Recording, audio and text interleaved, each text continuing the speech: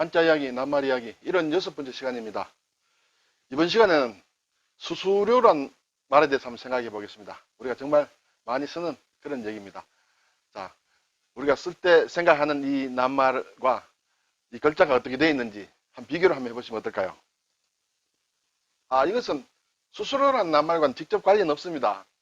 그렇지만 뒤에 나오는 다른 낱말과 사실 좀 관련이 있는데요. 수란 낱말과 관련이 있습니다. 이것 요즘 젊은 사람들은 잘 모를 거예요. 저희들이 어렸을 때 또는 지금부터 한 몇십 년 된 건데요. 이것을 쓴 것이 회수권이라는 것이죠. 회수권. 제가 이 회수권이라는 낱말에 대해서 상당히 오랫동안 오해를 하고 있었어요. 그러다가 어느 날 그렇구나 하는 것을 한자를 생각하면서 사실은 알게 되었어요. 그래서 그것을 한번 여러분과 같이 한번 생각을 해보고자 합니다. 여러분도 회수권을 아시는 분은 그게 무슨 말인가 한번 생각을 한번 해보세요. 예. 자, 한자를 우선 한번 볼까요? 수수료라 하는 것은 어떤 일을 맡아 처리해 준 데 대한 보수다. 그렇죠? 네.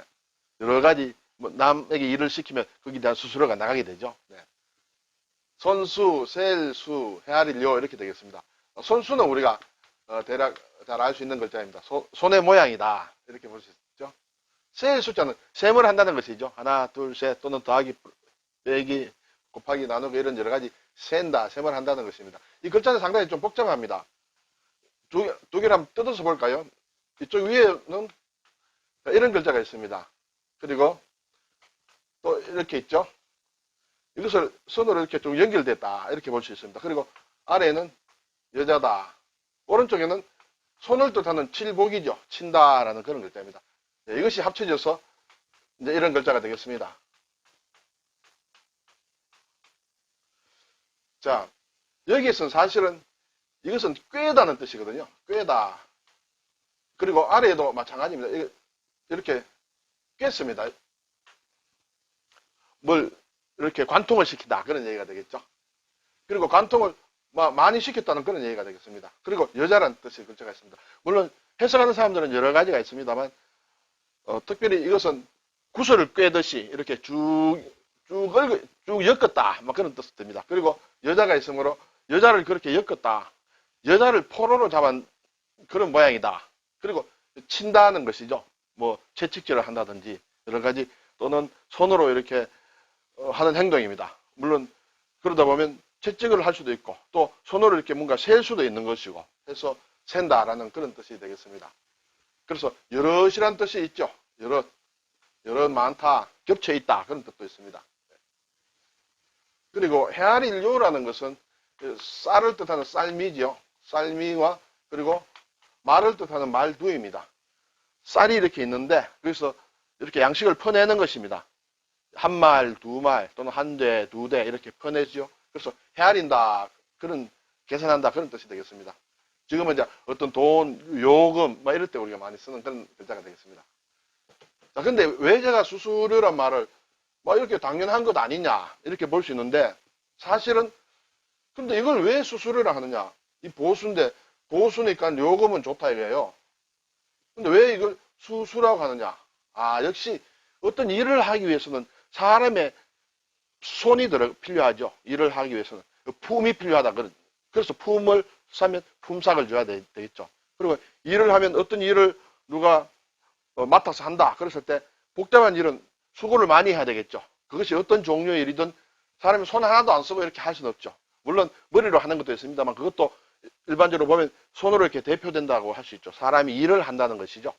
그러니까 일을 하면 복잡한 일은 이렇게 품이 많이 듭니다. 손이 많이 갑니다. 간단한 것은 손이 작게 들겠죠. 몇 분 하고 이렇게 끝내는 일도 있습니다. 손의 숫자가 되겠습니다. 손을 얼마나 움직였느냐. 손을 움직인 숫자만큼 따르는 요금이다. 그래서 수수가 되겠죠. 손의 수, 손이 움직인 수. 그래서 수수료가 되는 거예요. 그래서 우리가 한자를 전혀 모르는 사람들은 이게 숫자에 손이 들어간지 셈이 들어가는지 또 다른 물이 들어간지 아무것도 몰라요. 그냥 수수료 듣고 뭔가 돈을 내니까 누가 일을 해주고 나서 이렇게 내가 대가를 내는가 보다 또는 내가 일을 해주고 대가를 받는가 보다 그렇게 생각하지 이렇게 한자를 모르면 이런 글자인지 모르므로 원래 가지고 있는 기본 뜻과는 이렇게 딱같이 맞을 수는 없어요. 어림해서는 알 수가 있겠지만 모르게 되면 어림짐작으로 다 얘기들을 하는 거예요. 서로. 그래서 간단한 일반 생활에는 뭐 그건 큰 불편은 없습니다만은 그걸 알고 있느냐 모르겠냐는 것은 사실은 좀 큰 차이가 나리라 생각이 됩니다. 네. 자, 아까 앞에서 보여드린 우리 버스 회수권이었습니다. 저는 이것을 원래 오랫동안 회수한다, 돌려받는다. 우리가 뭘 빌려주고 돌려받는다. 또는 내가 어디에 줘야 될 때 또 지급하면 받는 사람 입장에서는 그걸 회수하는 것이 되겠죠. 나갔던 게 다시 돌아온다. 그래서 우리가 버스 이렇게 회수권을 티켓을 싸서 돈으로 사지 않습니까? 사서 이렇게 버스 탈 때마다 하나씩 주죠. 그러면 버스 회사 입장에서는 그걸 하나씩 회수하는 거예요. 그렇게만 생각했는데 그게 아니더라고요. 횟수 몇 번이냐, 몇 번이고 이렇게 몇 번을 탔느냐 하는 그 횟수를 얘기하는 거예요. 되돌려받는다는 횟수가 아니고. 그래서 한 번에 한 장씩 쓰는 건데 여러 장을 묶음으로 해서 판다. 물론 조금 할인해서 팔 수도 있겠죠.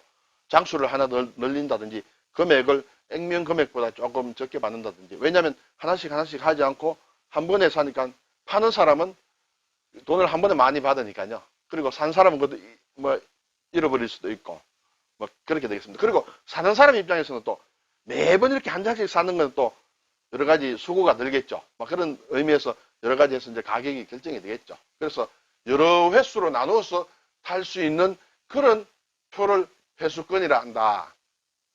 그래서 이 말도 제가 참 알고는 정말 난 바보처럼 살았네. 물론 큰 그것은 없었지만은 이런 말도 모르고 이렇게 회수권을 사용했구나. 그런 생각을 한 적이 있습니다. 네. 여러분은 그렇지 않으시겠죠? 자, 숫자가 나온 김에 수와 관련된 또 특히 우리가 가끔 쓰면서도 생각하지 못하는, 한자로 생각하지 못하는 그런 낱말이 있습니다. 유수라는 것이 있습니다. 유수.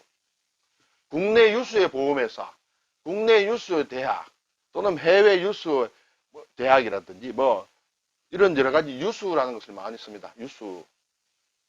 보통 보면 이걸 수해서 또 우수하다고 이렇게 생각하기도 해서 뭐 수가 이렇게 빼어난다든지 빼어난 수라든지 또는 이렇게 생각하는 사람들도 많이 있습니다. 그렇지만 유수입니다. 숫자가 있다는 뜻이죠. 어느 정도 했느냐? 특별히 손꼽아서 셀 수 있을 만큼 두드러진다. 이렇게 5이면 5, 10이면 10 이렇게 더 이상은 없다 이거예요. 뭐 몇십이나 50이나 100이나 1000이나 이런 게 아니고 정말 우리가 두 손으로 정도 셀 수 있을 정도 이 숫자 안에 드는 것 그것을 유수라고 합니다. 그래서 아주 그냥 정말 어떤 그 같은 동일한 그 범위 중에서 정말 이렇게 뛰어나서 정말 손으로 셀 수 있을 정도 그것을 유수라고 한다. 그것은 굴지라는 말과도 이제 비슷하게 연결이 됩니다. 그리고 유수에는 또 다른 뜻도 있죠. 여기 수가 숫자일 수도 있고 또 운수라는 것도 있거든요. 우리가 운수할 때도 이 숫자를 씁니다. 그래서 모든 것에는 운수가 있다. 고시조에 보면 흥망이 유수하니 만올 때도 추채로다. 추채는 추초 플러스 이가 되겠죠. 가을 풀이라 되겠죠. 그래서 만올 때니까 막 개성 옛날 성도인 것입니다. 고려 시대의 멸망 이후에 아마 이런 시조를 지은 것 같은데 그런 뜻도 있지만은 일반적으로는 국내 유수의 보험회사나 뭐 유수 대학이다 뭐 여러 가지 이런 거 할 때는 이런 유수를 쓴다는 것이고요. 그리고 아까 말씀드렸지만 굴지 굴은 이렇게 굽힌다는 얘기예요. 굴지는 손가락입니다. 손가락을 이렇게 꼽는다는 것이 손가락을 꼽는 것이 굴지입니다. 그래서 여러 가운데서 손가락을 꼽아서 해야 될 만큼 뛰어난다. 국내 굴지의 대기업이다. 뭐 이런 게 있겠죠. 또 국내 굴지의 뭐 대학이다. 국내 굴지의 뭐 어떤 뭐 회사다. 이렇게 했을 때 우리가 굴지입니다. 굴지도 역시 손으로 헤아릴 정도니까 5, 10 정도 뭐 그 정도 안에 이렇게 드는 것이어야 국내 굴지라고 하지. 이렇게 세고 나서 10 이상 갔는데 그것도 이미 굴지할 게 없어요. 다 굴지가 됐어요. 그 이상 지나는 것은 셈에 넣지 않는 것이죠. 유수나 굴지나 그런 면에서는 좀 비슷한 의미가 있다고 생각할 수 있습니다. 감사합니다.